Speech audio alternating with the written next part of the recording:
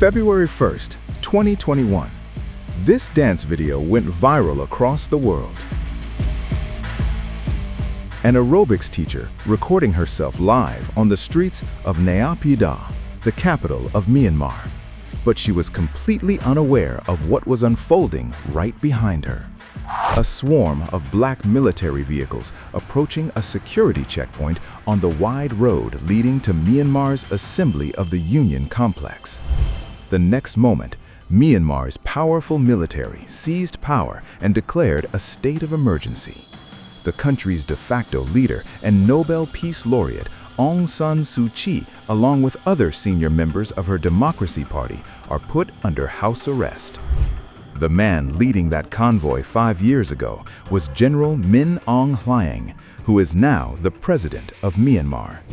And he has landed in India this week on a mission that not only aims to come out of China's shadow, but also renew strategic ties with its western neighbor, India.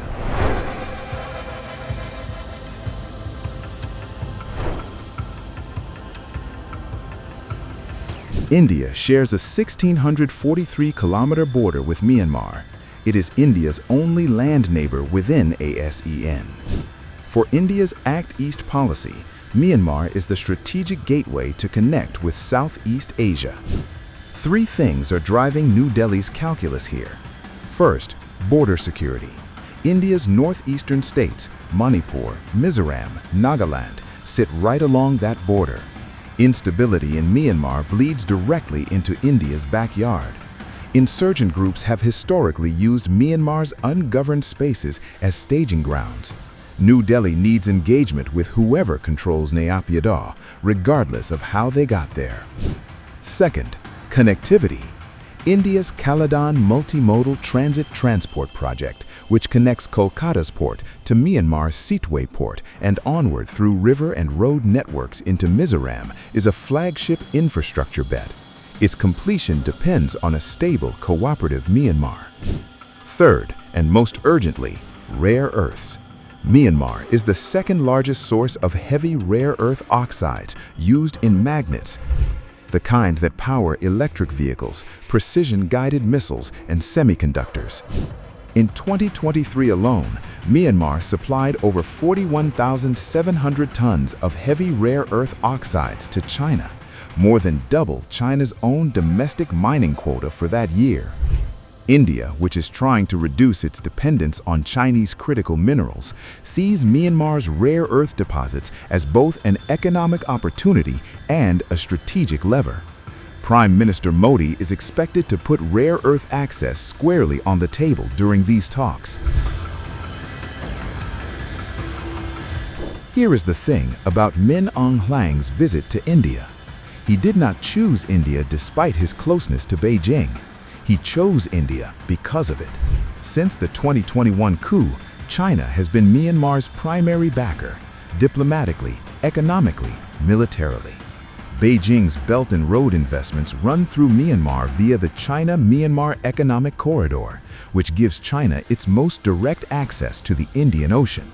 China has sustained the junta's war machine while extracting Myanmar's mineral wealth.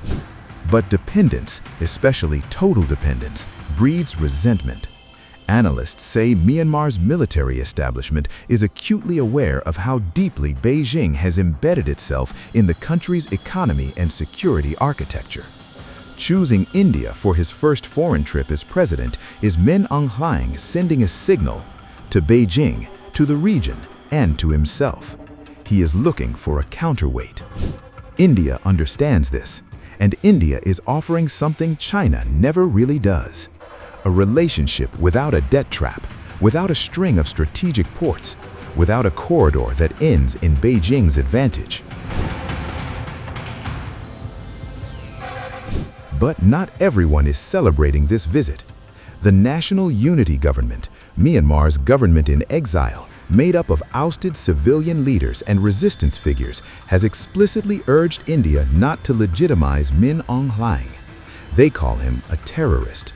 The exiled government notes that he controls barely 21% of the country. Across the remaining territory, resistance forces and ethnic armed organizations are fighting the junta daily. And there's the elephant in the room. Even if Modi and Hlaing agree on rare earths access and border security, Hlaing may not be able to deliver. The deposits India wants sit in territories that are often outside junta control. The roads India needs are in conflict zones. A handshake in New Delhi doesn't fix a civil war in Rakhine. India's diplomatic establishment knows this. What New Delhi is doing is maintaining a channel, not endorsing a regime. It's the same logic India applied in dealing with military governments in its neighborhood before. It's pragmatism in uncomfortable clothing. Informed you, Myanmar is a neighbor for us. It lies at the confluence of India's neighborhood first, Act East and Mahasagar policies, and this visit is expected to further strengthen and deepen the multifaceted relations between the two countries.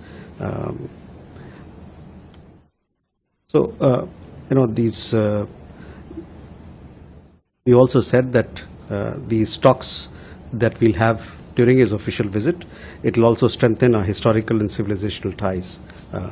And as also he'll participate in a business forum. India has few more advantages in its relations with Myanmar. Trust, civilizational links, and religious connections. Myanmar's Buddhist heritage creates a unique cultural bond with India. That's why Min Aung Hlaing began his visit in Bodh Gaya. The symbolism was deliberate. India's advantage is that it is viewed in Myanmar as a power seeking ownership. It is viewed as a partner. And in an era when many smaller countries fear becoming strategic satellites of larger powers, that distinction matters. Zoom out, and this visit is part of a larger story unfolding across Southeast Asia. China's dominance over Myanmar has never been total. The civil war has disrupted Chinese resource extraction. Ethnic armed groups have targeted Chinese-linked infrastructure. Beijing is managing contradictions it didn't anticipate. And into that space, India, the United States, and others are looking for footholds. India's window may be narrow, but it's open, and New Delhi is walking through it, carefully, eyes wide open, without illusions about who they are dealing with. The general who became president landed in Bodh Gaya this weekend, the city of the Buddha, the symbol of peace, to meet the leader of the world's largest democracy. The symbolism is almost too much, but geopolitics rarely stops for symbolism. What matters now is what happens in the room, and whether India can turn this engagement into something durable before Beijing notices the gap is closing.